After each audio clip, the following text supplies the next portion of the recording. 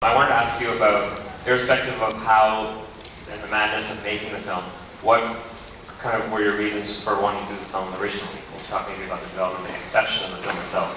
Well, I mean, the last several films I've done have been adaptations of other people's work, and I thought it was time to see if I actually still had any decent ideas inside me, and I wanted to do something original.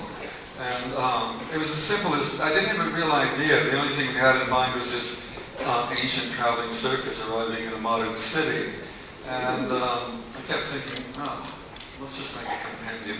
I mean, I've said this before, but it was by Fanny and Alexander, or my Amarcord. It was like I reached a certain point in my life and I didn't have to keep trying to dig down deep. I'd have some fun, and that's how it started.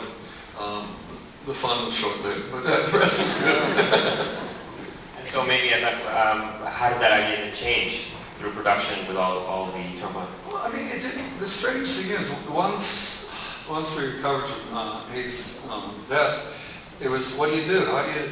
I was under a lot of pressure not from the money people. They wanted their money back, obviously, because there's no way you finish the film after the star dies right in the middle.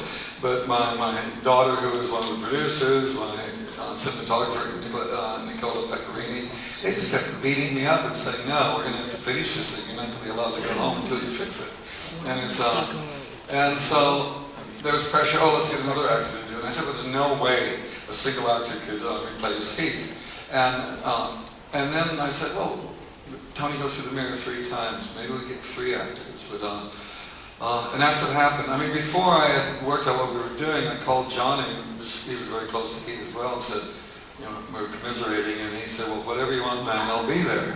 And that was the moment the film was saved, because the money smelled And I didn't realize that until later. I mean, it was about a month or so later that I realized that was the key moment. Otherwise, it would have been over. And so once Johnny had said he would be there, I started calling other actors who were friends of Heath, had to be part of the family. And Colin and Jude were basically possibly available because their schedules would fit with ours.